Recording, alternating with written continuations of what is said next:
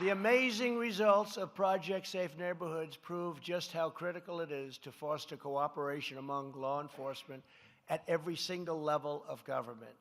Nowhere is this cooperation more important than when it comes to enforcing our nation's immigration laws.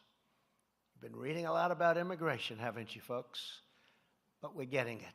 We're really getting it. We're being strong on the border. We could use a little help, but we're being strong on the border. A lot of brave people working with us on the border. Every day, our brave ICE officers are working with the state and local partners to get some of the world's most violent criminals off our streets, and we get them the hell out of our country. We get them out. Since I took office, ICE agents have arrested over 235,000 aliens with criminal records. Think of that, 235,000. And then you have a lot on the Democrat side. They're saying, we don't want to respect ICE. We want to get rid of ICE. We're not getting rid of ICE. They're going to be with us. They're heroes. They're heroes.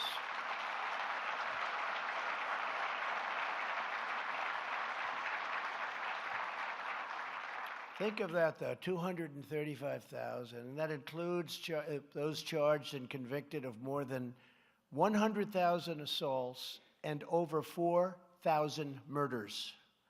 Last year alone, ICE and Border Patrol seized more than 2.8 million pounds of illicit narcotics, and we have quadrupled the seizures of fentanyl. And now with our new deal with President Xi of China, maybe we won't even have to worry about that so much. I think you're going to see that coming down at numbers that are pretty unbelievable.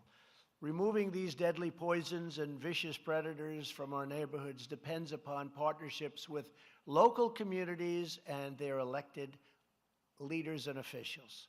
Unfortunately, there are extreme politicians in cities and states around America, I'm sure you haven't heard about this, who have issued policies to forbid their police departments from working with federal immigration authorities. Hard to believe, isn't it?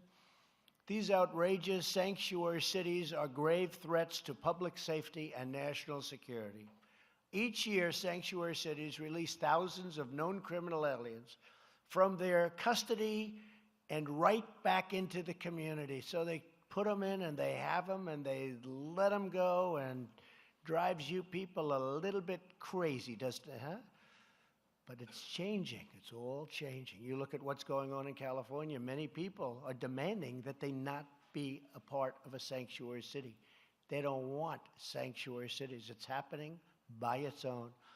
American politicians should protect American citizens, not criminal aliens. Not one more American life should be stolen because of radical politicians pursuing their open borders agenda. Nearly 100% of the heroin in our country comes across the southern border, killing 300 Americans at least a week. A week. According to the Council of Economic Advisors, this illegal heroin costs our country $238 billion in 2016 alone. Think of that. And we're talking about a wall for $20 billion, $15 billion. I could even do it cheaper if I have to. And it'll be better than anybody's ever seen a wall. Think of that. You're talking about hundreds of billions of dollars, and you're talking about a fraction. You'd make it up in a month by having a proper wall. You see what's happening. You see where they're surging, and our great people are able to easily handle it. Without the wall, it gets tougher, but you know what? They still handle it. Illegal immigration is a threat to the well-being of every American community, threatening innocent families, overwhelming public resources, and draining the federal treasury. Congress must fully fund border security and the year-ending funding bill. We have to get this done.